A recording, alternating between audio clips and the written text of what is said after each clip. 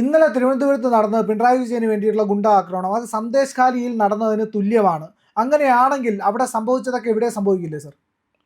തീർച്ചയായിട്ടും enforcement directorate ഉദ്യോഗസ്ഥന്മാരെ ആക്രമിക്കാനായിട്ട് ശ്രമിച്ചു എന്നുള്ളതാണ് കേസ്. ആക്രമിച്ചു എന്ന് തന്നെ പറയണം. അവരുടെ കാർ ഇടിച്ച് തകർത്തു, അതുപോലെ ഡ്രൈവറെ ഇരുമ്പ് വടി കൊണ്ടൊക്കെ തല്ലുകയൊക്കെ ചെയ്തു, ചില്ലൊക്കെ പൊട്ടിച്ചിട്ടുണ്ട് കാറിൻ്റെ. അത് അവർ ഔദ്യോഗിക കൃത്യനിർവഹണത്തിൽ ഏർപ്പെട്ടിരിക്കുന്ന ഉദ്യോഗസ്ഥന്മാരാണ്.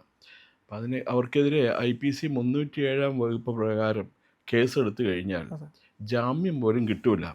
ശേഷിച്ച കാലം അവർ ഈ പറഞ്ഞ പോലെ ജയിലിൽ കഴിയേണ്ടി വരും, ഗോതമ്പുണ്ടി നിന്നിട്ട്. അത് വളരെ ഗൗരവമായ ഒരു കുറ്റമാണ്. ഇതിനു മുമ്പ് പ്രിയന് ഓർമ്മയുണ്ടോ, ഒരു 3 വർഷം 4 വർഷം മുമ്പ് നമ്മളുടെ ഈ മലപ്പുറം ജില്ലയിൽ ഈ എൻഫോഴ്സ്മെൻറ്റ് ഡയറക്ടറേറ്റുകാർ വന്ന് ഏതോ ഈ പോപ്പുലർ ഫ്രണ്ട് ഓഫ് ഇന്ത്യയുടെ വീട് റെയ്ഡ് ചെയ്യാൻ ശ്രമിച്ചു കഴിഞ്ഞപ്പോൾ നാട്ടുകാർ കൂടി ബഹളം ഉണ്ടാക്കി അവരെ ഉപദ്രവിക്കാനൊക്കെ ശ്രമിച്ചു, അവരെ ഭീഷണിപ്പെടുത്തി. പിന്നെ CRPF കമാൻഡോസ് വന്നിട്ടാണ് അവരെ ആൾക്കൂട്ടത്തിൽ നിന്ന് രക്ഷപ്പെടുത്തിയത്. പിന്നത്തെ തവണ എൻഫോഴ്സ്മെൻറ്റ് ഡയറക്ടറേറ്റ് വന്ന വഴി കിട്ടാവുന്നതിനൊക്കെ പിടിച്ചുകൊണ്ട് പോയി ഇവിടുന്ന്. അതിന് തൊട്ടടുത്ത ദിവസങ്ങളിലാണ് ആ 2 ഡൽഹിയിൽ നിന്ന് വിമാനം വന്ന് കോഴിക്കോട് ഇറങ്ങിയതും ഡൽഹിയിൽ ഇറങ്ങിയത്, തിരുവനന്തപുരത്ത് ഇറങ്ങിയതും PFIയുടെ പ്രവർത്തകരെ മുഴുവൻ, നേതാക്കന്മാരെ മുഴുവനും കൊണ്ടുപോയത്. അവരാരും പുറത്തിറങ്ങിയിട്ടില്ല എന്നാണ് എൻ്റെ ഇപ്പോഴുള്ള വിശ്വാസം. അവരിറങ്ങാനായിട്ടുള്ള സാധ്യതയും കുറവാണ്. കാരണം അവരെ അത്തരം വകുപ്പുകൾ ചുമത്തിയാണ് അവരെ അറസ്റ്റ് ചെയ്തിരിക്കുന്നത്. ജാമ്യമില്ലാ വകുപ്പുകളാണ്. അതിനെ ചോദ്യം ചെയ്യാനായിട്ട് അവർക്ക് അധികാരമുണ്ടോ എന്ന് എനിക്കറിയില്ല.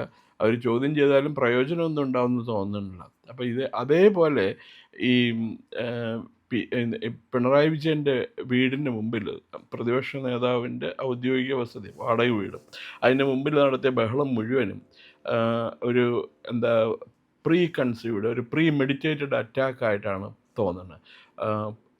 ഉദ്യോഗസ്ഥന്മാർ വന്ന് വിത്തിൻ 1 മണിക്കൂറിനുള്ളിൽ അവിടെ മുഴുവൻ ആൾക്കൂട്ടം വന്ന് നിറയുകയും അവർക്ക് എൻഫോഴ്സ്മെൻറ്റ് ഡയറക്ടറേറ്റിനും BJPക്ക് എതിരായിട്ട് മുദ്രാവാക്യം വിളിക്കുകയൊക്കെ ചെയ്തു.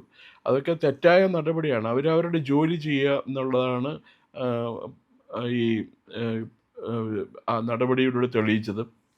തൊട്ട് മുമ്പ് കേരള ഹൈക്കോടതി ഈ CMRL നൽകിയ ഹർജി, അതായത് ഈ CMRLനെതിരെയും ഈ പൈസ മണി ലോണ്ടറിങ് ആക്ട് പ്രകാരം അവർക്കെതിരെ എടുത്തിരിക്കുന്ന കേസ് അന്വേഷിക്കുന്നത് EDയെ വിലക്കണം എന്ന് പറഞ്ഞൊരു ഹർജി കൊടുത്തിരുന്നു. അത് ഹൈക്കോടതി തള്ളിക്കളഞ്ഞു. ഹൈക്കോടതി പറഞ്ഞു ദേ ക്യാൻ ഗോ അഹെഡ്, അവർക്ക് എൻക്വയറി നടത്തുന്നതിന് യാതൊരു കുഴപ്പമില്ല, റെയ്ഡ് ചെയ്യണതിനൊന്നും ഒരു കുഴപ്പമില്ല എന്നാണ് ഹൈക്കോടതി പറഞ്ഞത്.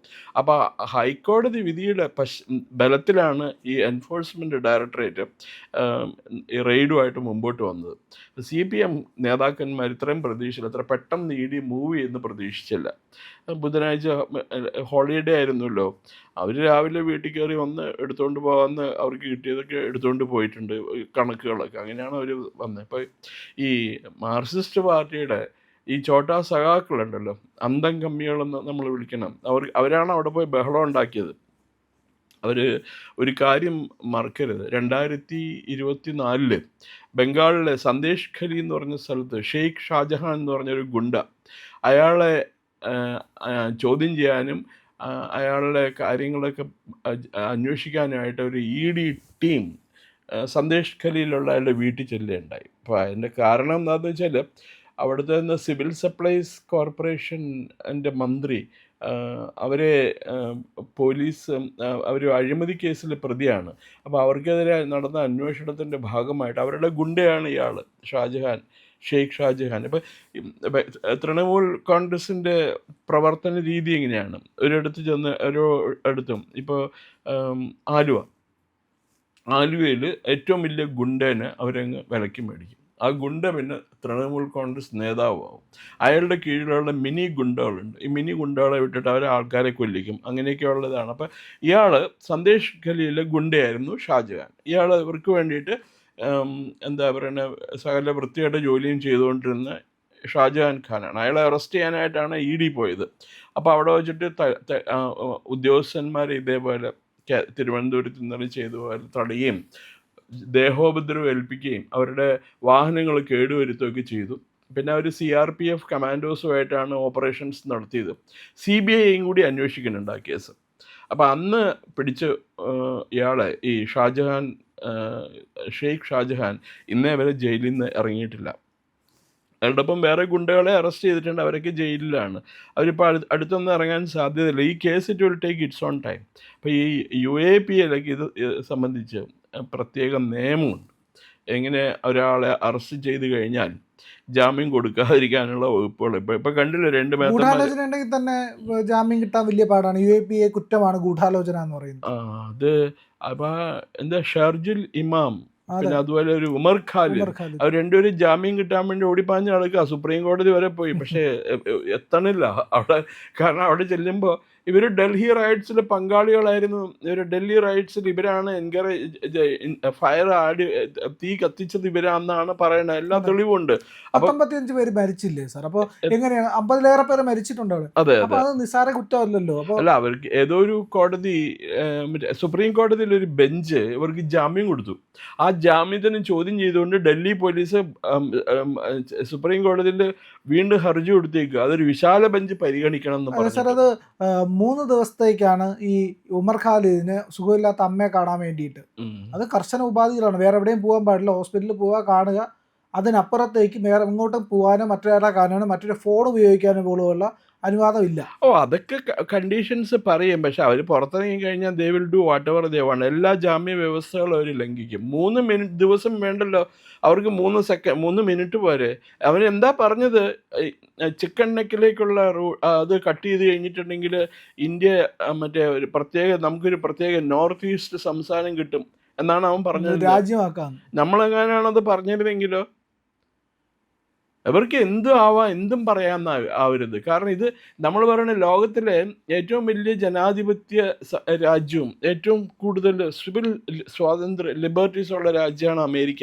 അവിടെ പോയി എന്തെങ്കിലും പറഞ്ഞു നോക്കി അപ്പം പിടിച്ച് ജയിലിലിടും അവിടെ പിടിച്ച് കഴിഞ്ഞിട്ടുണ്ടെങ്കിൽ. അപ്പം ഇവിടെ ആർക്കും എന്തും ആവാമെന്നുള്ളതാണ്. പണ്ട് ആരാണ്ട് പറഞ്ഞ പോലെ ഇന്ത്യൻ ഹോക്കി ടീമിൻ്റെ ഗോൾ പോസ്റ്റ് പോലെയാണ് ഇവിടുത്തെ ലാ ആൻഡ് ഓർഡർ. പണ്ട് അങ്ങനെയായിരുന്നു. ആർക്ക് വേണം വന്ന് ഗോൾ അടിച്ചും പോവാം. അത് ഇവർക്കെതിരെ ഈ SFIക്കാരും DYFIക്കാരും ജയിലിൽ കിടക്കാൻ പോണം. പിണറായി വിജയനും മക്കളും രക്ഷപ്പെടും, മാർക്സിസ്റ്റ് പാർട്ടിക്കാരും രക്ഷപ്പെടും. എന്താ തോമസ് ഐസക്കും ബേബിയും അവർ രക്ഷപ്പെടും. ഡ്രിൽ മാസ്റ്റർ ഗോവിന്ദനും രക്ഷപ്പെടും. അയാൾക്കൊക്കെ നല്ല സാമ്പത്തിക സ്ഥിതിയായി, കോടികൾ സമ്പാദിച്ചിട്ടുണ്ട് അയാൾ, അല്ലേ? അപ്പോൾ പിന്നെ അവർക്കിതൊന്നും പ്രശ്നമില്ല. അവരെങ്ങനെയെങ്കിലും കേസിൽ നിന്ന് ഊരിപ്പോരും. ഈ പിടിച്ചിട്ടവന്മാർ ജയിലിൽ പിടിച്ചിട്ട് കഴിഞ്ഞിരിക്കുന്നത് ചെറുപ്പക്കാരായിരുന്നു മിക്കവാറും. ഞാൻ മനസ്സിലാക്കിയ അതാണ്. ഇവർക്ക് എവിടെയെങ്കിലും ഒരു ഇന്റർവ്യൂവിന് പോകേണ്ടി വന്നാൽ ഗുണ്ടകളാണ്. CPMന്റെ ഗുണ്ട. മറ്റേ എന്തോ ആയങ്കിയോ, അർജുൻ ആയങ്കി എന്നൊക്കെ പറഞ്ഞ് കുറെ എണ്ണം ഇല്ലേ, ഇപ്പൊ കൊടി സുനി. അപ്പൊ യുവമാരൊക്കെ എന്ന് പറഞ്ഞാൽ CPMന്റെ ഈ ഗുണ്ടാ സംഘങ്ങളാണ്. അപ്പൊ യുവമാർക്കൊന്നും പ്രത്യേകിച്ച് ജോലിയും തൊഴിലും ഒന്നും വേണ്ട. ജയിലിനകത്തായാലും മദ്യം കിട്ടും, കഞ്ചാവ് കിട്ടും, ഫോണ് കിട്ടും. അങ്ങനെയൊക്കെ ജീവിക്കുന്ന കൊടും ക്രിമിനലുകളാണ്. പ്രൊഫഷണൽ ഗുണ്ടാസ്.